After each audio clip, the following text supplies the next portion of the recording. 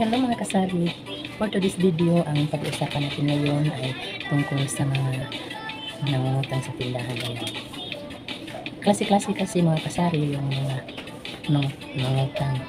Yung iba, okay naman. Yung iba, medyo stress, kunti. Yung iba naman, grabe yung stress. Dali, katong klase yung nangungutang. Meron kasi mga taong kapag hindi mo na pinautang, tapos yun, pag sinabihan mo na hindi ka na magpapautang kasi ganito ganyan yung reason mo, bla bla bla, so, maintindihan naman. Pero pagkalipas na mga ilang araw, may ka na lang, bigla ka na lang narinig na sinisiraan ka na sa kabila doon. Huwag sanang ganyan. Dapat irespeto yung kung ano ang naging desisyon sa may-ari ng tindahan. Dapat walang ganyanan. Respeto dapat. Ayo. Medyo pasensya tayo guys sa ating background kasi malapit kasi kami sa Philippine Navy, tapos may mga events sila doon, medyo maingay ang ating background. Balik tayo guys sa ating topic. Kasi nung una yun, ngayon kasi sa akin meron yung isa na lang pautang ko, pero wala naman yung problema kasi wala naman akong stress, wala lahat.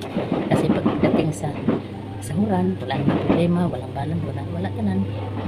Yun lang ang pinapautang ko na lang. Tapos naman din sila na bumili kapag pinabilhin. Pero wala naman problema. Maganda kasi yung kunti lang yung mangutang lang kaysa marami. Kasi naranasan ko na yan nung una. Ang naka-advantage kasi kapag kunti lang utang, madali mo siyang i-roll yung kapital mo. Mabilis siyang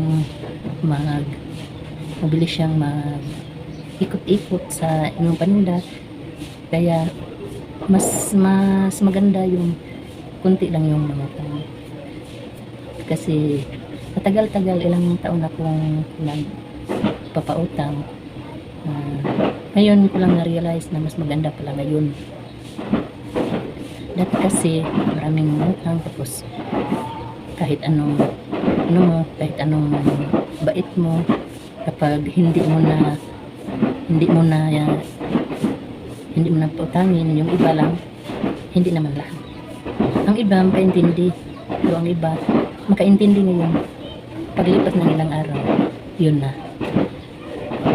Thank you for watching guys. See you on my next vlog sa ating ibang topic. Bye!